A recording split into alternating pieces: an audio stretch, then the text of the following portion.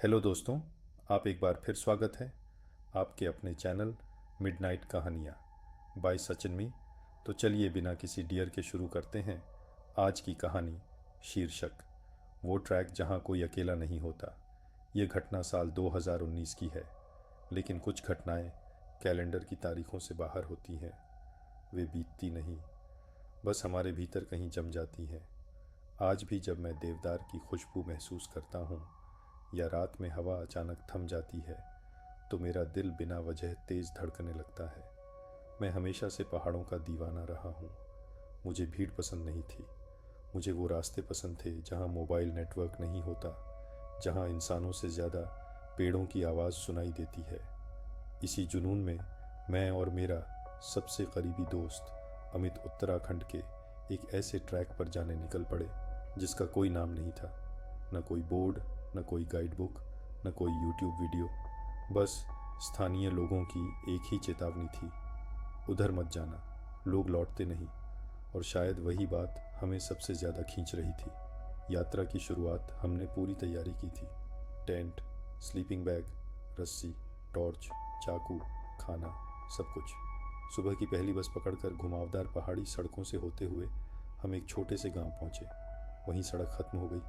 उसके बाद बस जंगल था। ऊंचे ऊंचे देवदार, ठंडी हवा और दूर चमकती बर्फीली चोटियां। पहला दिन बिल्कुल सामान्य बीता। जंगल धीरे धीरे गहराता गया, लेकिन डर नहीं, बस रोमांच था। शाम को हम एक नदी के किनारे रुके, आग जलाई, मैगी बनाई और देर रात तक बातें करते रहे। उस रात जंगल दोस्त जैसा लग रहा था। दूसरा दिन जब माहौल बदलने लगा, दूसरे दिन जैसे जैसे हम ऊपर चढ़ते गए, रास्ता सुनसान होता गया। कई कई घंटों तक कोई इंसान नहीं दिखा, ना चरवाहा, ना लकड़हारा, ना कोई जानवर। शाम होते होते हम एक अजीब सी जगह पर पहुंचे। वहां ज़मीन पर पुराने टेंट के अवशेष पड़े थे, जली हुई लकड़ियाँ, बिखरा सामान। ऐसा लग रहा था जैसे कोई यहाँ रहा हो और अचानक भाग गया हो। राख अब भी गर्म सी लग रही थी। अमित ने धीरे से कहा, भाई, ये जगह ठीक नहीं लग रही। मैं हंस दिया, लेकिन दिल पहली बार भारी हुआ। रात जब जंगल जाग गया, हमने वहीं टेंट लगाया। चांद निकल आया था, लेकिन उसकी रोशनी डरावनी लग रही थी। आधी रात के करीब अचानक टहनियों के टूटने की आवाज़ आई। मैंने टॉर्च मारी, कुछ नहीं। फिर वही आवाज़, इस बार पास से। हवा जैसे रुक गई और तभी टॉर्च की रोशनी में कुछ चमका। आंखें, हम दोनों सन्न। पलक झपकते ही वो गायब हो गई। फिर पत्तों की सरसराहट, फुसफुसाहट जैसी आवाज़ें, जैसे कोई हमारे चारों ओर घूम रहा हो। और फिर हमने देखा बर्फ पर पैरों के निशान, बड़े, अजीब आकृति वाले। हमारे नहीं थे। न उस रात हम सोए, न आग बुझने दी। सुबह, सबसे डरावनी सच्चाई, सुबह होते ही हम भागने की हालत में थे, लेकिन जब नीचे उतरते हुए हमने पीछे देखा, हमारे पैरों के निशानों के साथ तीसरे इंसान के निशान भी थे।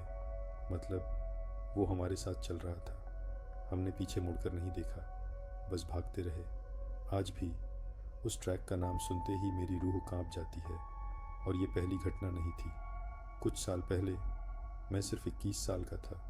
माता पिता के घर के पीछे घना जंगल था। एक रात अकेले कैंपिंग करने चला गया। सब शांत था।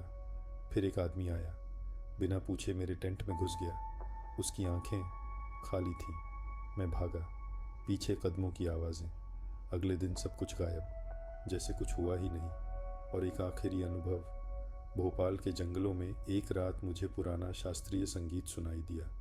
एक पेड़ के नीचे टेप रिकॉर्डर बज रहा था। कोई इंसान नहीं। जब लौटा, मेरा सामान गायब और फिर वही संगीत मेरे पीछे पीछे। सड़क तक पहुंचते पहुंचते मैं टूट चुका था। अंत में नहीं जानता ये सब इंसान थे या कुछ और, लेकिन एक बात तय है, कुछ रास्ते इसलिए अनजान रहते हैं क्योंकि वहाँ इंसान को अकेला नहीं छोड़ा जाता। आज भी कभी कभी नींद में मुझे फुसफुसाहट सुनाई देती है, जैसे कोई कह रहा हो, तुम लौट आए पर हम अब भी यहीं हैं। मैं आशा करती हूँ आप लोगों की कहानी पसंद आई होगी। अगर आई है तो कृपया वीडियो को लाइक करें, कमेंट करें और चैनल को सब्सक्राइब करना न भूलें।